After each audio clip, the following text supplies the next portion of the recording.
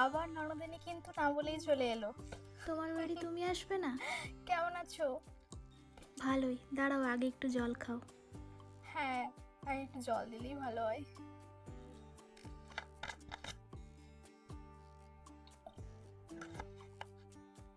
বাহ, ঘরটাকে তো বেশ গুছিয়ে রেখেছো। এই শোনো না, তোমার জন্য গিফট আছে। আমি জানি ডায়েরি মিল্ক সিল্কটা তোমার কতটা প্রিয়। দাদা যখন তোমার সাথে দেখা করতে যেত এই চকলেটটাই নিয়ে যেত, তাই তো? নাও ধরো। আস্তে জোরে বলে ফেললাম, মাকে কিছু বলতে যাও না, আবার চুপি চুপি খেয়ে ফেলবে। আরেকটা গিফট আছে, অনলাইনে দুটো জামা অর্ডার করেছি, একটা তোমার জন্য একটা আমার জন্য। তো ভাবলাম তোমাকে ইয়েলোটাই সব থেকে বেশি ভালো লাগবে, তাই তোমার জন্য ইয়েলো রেখেছি, আর আমি আমার জন্য রানী কালারে রেখেছি। ধরো। দিয়ে দাদার সাথে সব ঠিকঠাক তো? আর ঝামেলা টামেলা করছো না তো তোমরা?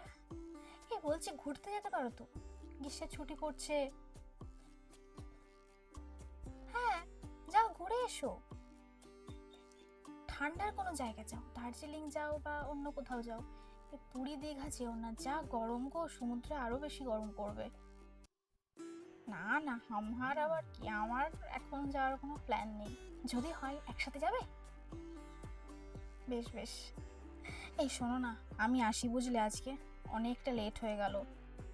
এই দেখা করার চক্করে যে আমি গল্প করতে করতে টাইমটাই ভুলে যাই। খেয়ে পর না, যাবে। আমি বাড়ি যেয়ে খাবো না তো, ওইখানে খেয়ে যাব। অন্যদিন খাবো, আজকে আসি। তাহলে সে আবার ঘরে চলে এলে গোটা ঘর মাথায় করবে। আসি, হ্যাঁ।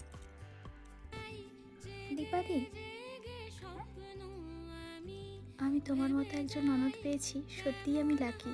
এরকম ননদ সবার কপালে জোটে না। দূর পাগলি, আমি বুঝি একটা ঘর ছেড়ে এসে আর একটা ঘরে অ্যাডজাস্ট করতে কতটা পরিশ্রম করতে হয়,